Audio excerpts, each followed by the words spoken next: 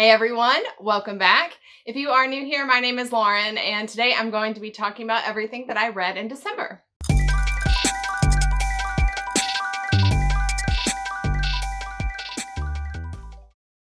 So December was an excellent reading month. I read a grand total of 7 books, which I actually only completed 6 of those books. One of them was a DNF. I DNF'd it at 50%.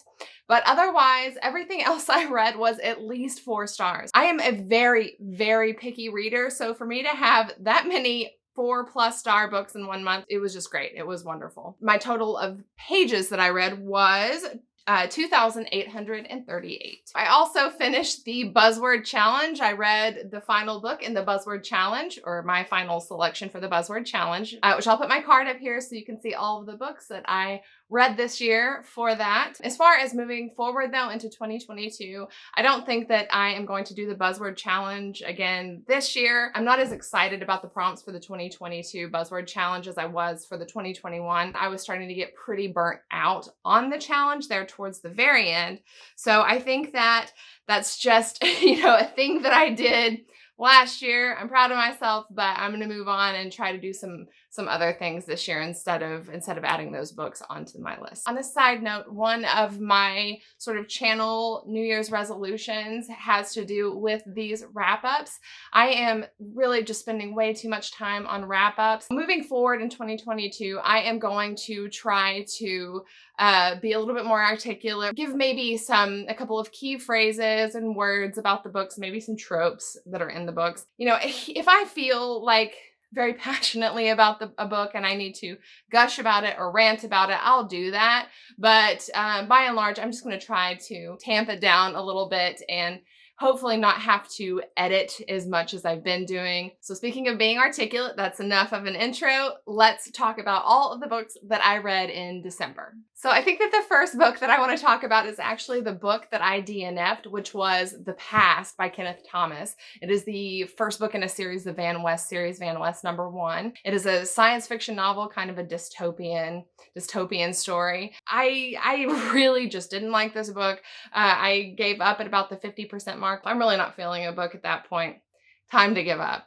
And that is exactly how I felt about The Past. The main reasons that it didn't work for me, I felt like, this is going to sound mean, but it's just how it came across to me. I felt like the writing style was very amateurish. I didn't get it. I couldn't follow along. It wasn't fun to read. The writing was very poor. What I don't get is that it has over 10,000 ratings with an average rating of 4.26 stars. So I am clearly in the minority on this. You might want to go check it out. I don't know who to recommend it to. I'm out of touch with whatever people love. I don't get it, but it is what it is. So DNF'd The Past. The next book that I read this month was Anne of Avonlea by Ellen Montgomery. This is the second book in Anne of Green Gables.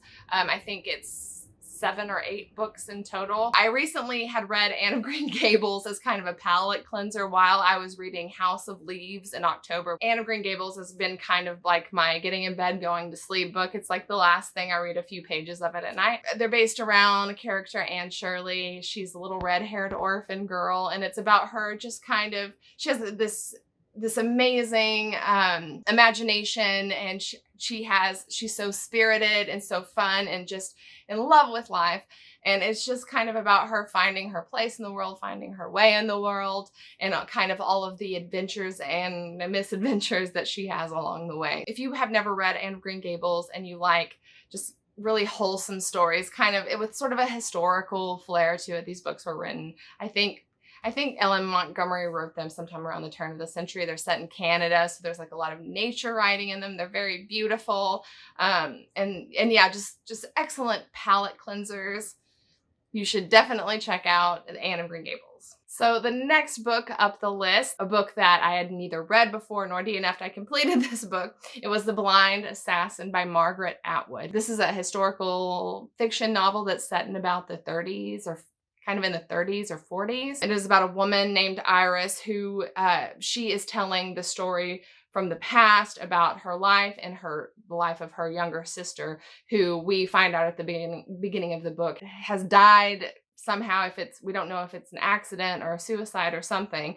And so Iris here in the future is sort of telling us about these events that sort of led up to that death and kind of everything that sort of happened ever since. I really enjoyed this book. I ended up giving it 4 stars. It was incredibly well written. Also, I don't read a ton of historical fiction, and though it's not my favorite genre, to read one from time to time I find to be very refreshing. So oh my gosh, man, I'm a dum-dum. I just realized that I own this book. Why am I not holding it up? The Blind Assassin by Margaret Atwood. Anyhow, so those are some things that I really enjoyed about it. However, one thing I didn't really like much about this book, because it is told in dual timelines, I definitely favored one over the other. The timeline from the past for me was a whole lot more interesting. The sort of present day timeline I found to be a little depressing, I'm not gonna lie. This is a book that I would absolutely recommend to anyone who, first of all, just really, if you enjoy Margaret Atwood's writing style, you may enjoy this book, or historical fiction in general. This book also, it reminded me a lot of Life After Life by Kate Atkinson. If that's a book that you have read and enjoyed, I think that you may really enjoy The Blind Assassin. The next book that I read this month was Children of the New World by Alex Weinstein. This is a science fiction short story collection, and the stories in this book, they are set in the same world. It has a sort of dystopian vibe to it, and things feel like they're kind of getting progressively worse as you get through each story in this book. The overarching message in this book is how technology very well may be our downfall. I'm not much of a short story collection kind of person. It takes a lot for me to be impressed by that, but this was really enjoyable to me. Though it was pretty clear what the main idea of this book was. Each story it was clear they had their own message and the different points of view. It was quite engaging and immersive. It's really pretty impressive what this author did in such small stories to really help you feel like you were there, like you were a part of it. I ended up giving this book 4 stars. It wasn't perfect for me. There was one sort of glaring issue with this book that I thought was really bizarre. Every story in this book had a sort of a strange emphasis on sex. It stood out.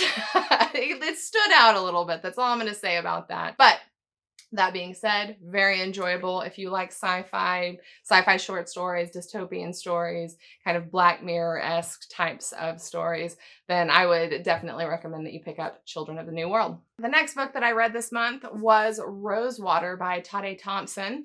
This is the first, and I think a trilogy, the Wormwood trilogy, and this is a sci-fi novel of kind of the First Contact variety, and it is set in Nigeria. There is this biodome, this huge biodome, an alien biodome that the community is built around.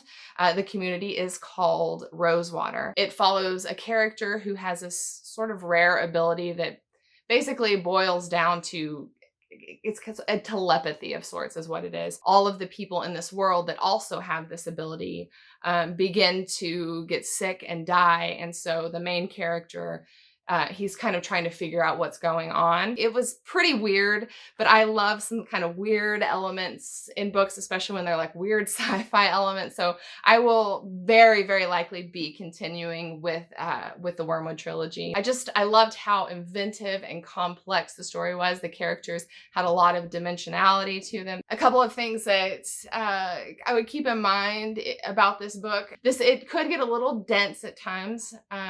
Maybe a little bit more dense than it needed to be. And also the main character, he is quite unlikable. And I have no problem with unlikable characters. That doesn't bother me at all. In fact, I kind of like unlikable characters most of the time. He was extremely unlikable, very dour, very difficult. And I don't know that the explanation was quite good enough. Nonetheless, I really enjoyed this book. I gave it 4 stars. And also the second book in the series, I think it was primarily going to follow a different character, probably one of my maybe even my favorite character from this book, I think is going to be like the protagonist in the second book. So I'm really looking forward to that. Anyhow, I would recommend this to anyone. Honestly, if you are, this book reminded me as far as concept and writing style, very similar to N.K. Jemisin. And also there was, the weirdness of it reminded me a fair amount of Jeff Vandermeer's writing. If you love them, one of them or both of them, you may really enjoy Rosewater. So yeah, 4 stars for Rosewater. The next book that I read this month was 11/22/63 by Stephen King. This is an insane fusion of many genres. It's got some historical fiction, some kind of thriller, kind of portal fantasy, kind of time travel, sci-fi. It's got a little bit of everything in it. The story is about a man named Jake. He's a high school English teacher, and it's about him sort of going through this portal into the past to try to stop the assassination of JFK. Very 1950s sort of Americana, a lot of like time loops and time paradoxes and stuff like that. So if you like that kind of stuff, that you may really enjoy this book. I gave this book 4 stars.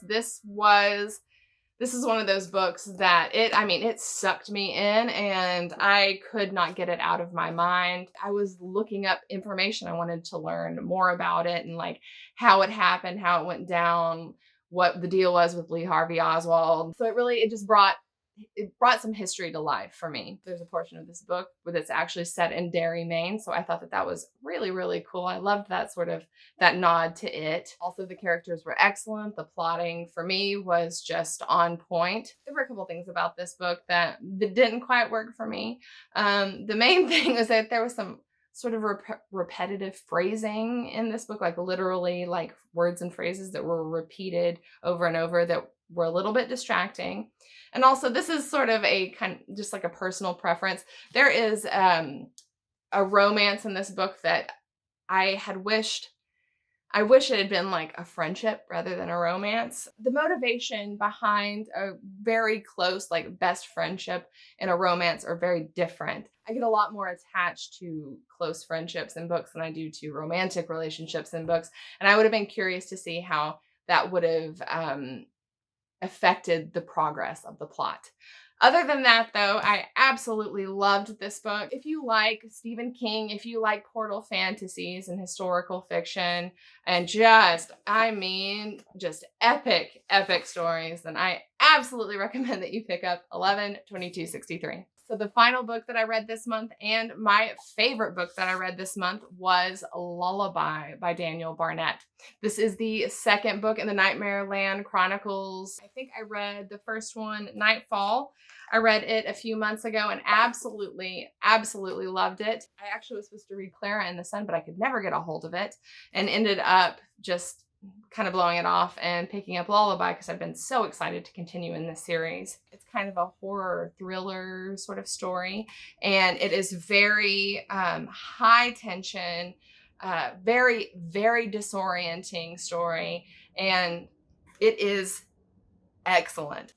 Obviously I can't say what this is about since it's the second in the series, but just suffice it to say that the turn that the story took for the second book was not really what I was expecting, but it was so good. It was better than what I could have imagined. I could have just read this story. I wish it had just been a massive story, but I think that that's the whole point of it. Like, Daniel Barnett is clearly like keeping us on the edge of our seat and keeping us wanting more. I gave this book 5 stars. The complaints I had about the first book, I feel like have been ironed out. Man, if you have any interest in just like very disorienting, like thriller horror stories, and you haven't picked this up, you have got to jump on it. Like, get these books, like read these books. So I think that is going to be it for me today. Those are all of the books that I read in the month of December. I would be really curious to know if you have read any of them and what you thought about them. I would absolutely love to talk to you about it in the comments down below. Also, are there any of these that you hadn't heard of before and think sound interesting and might pick up? I always love talking to you guys down in the comments, so please just talk to me down there. If you enjoyed this video, I hope that you will like it and possibly subscribe, and I will see you next time. Bye.